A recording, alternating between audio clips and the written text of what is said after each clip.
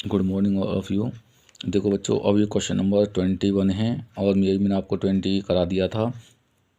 तो देखो ये x+2 अपॉन रूट में x² + 2x+3 है। हमने सॉल्यूशन किया इसका, आई से कंसिडर किया x+2 अपॉन रूट में x² + 2x+3dx।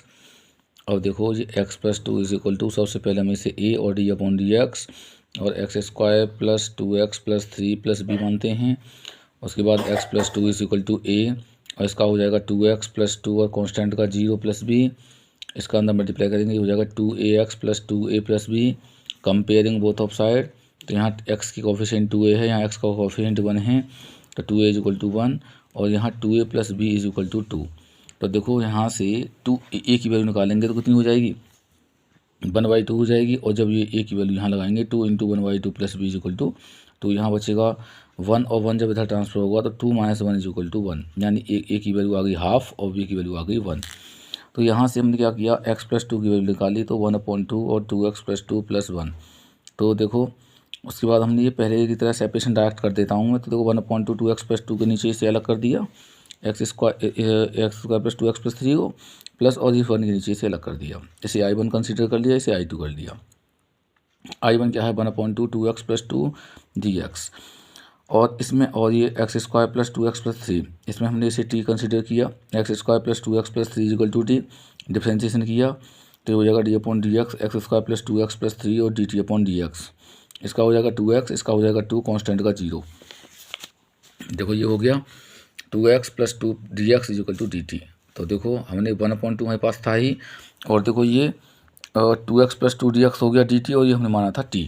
तो ये हमने इस तरीके से लिख दिया 1/√t और dt।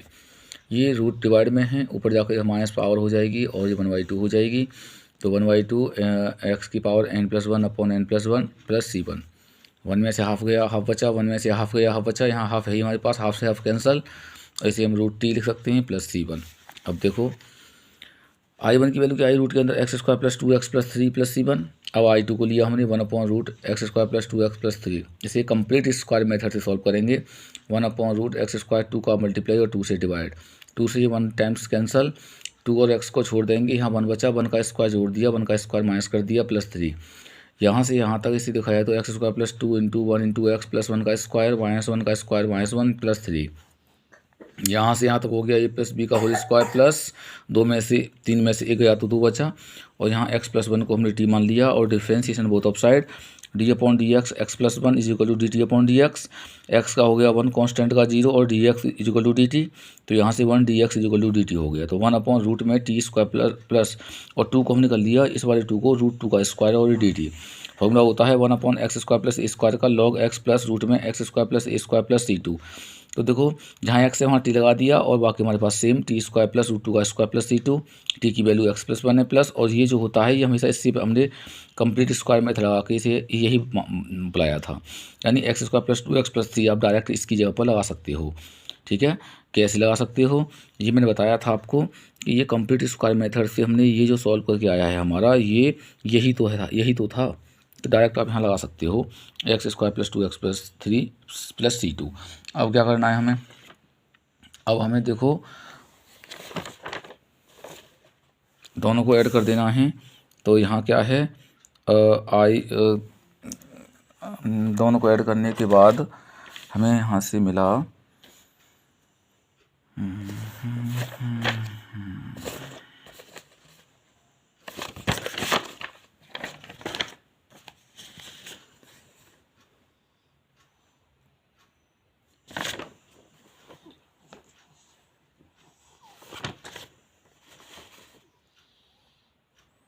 ये देखो, यहाँ से हमें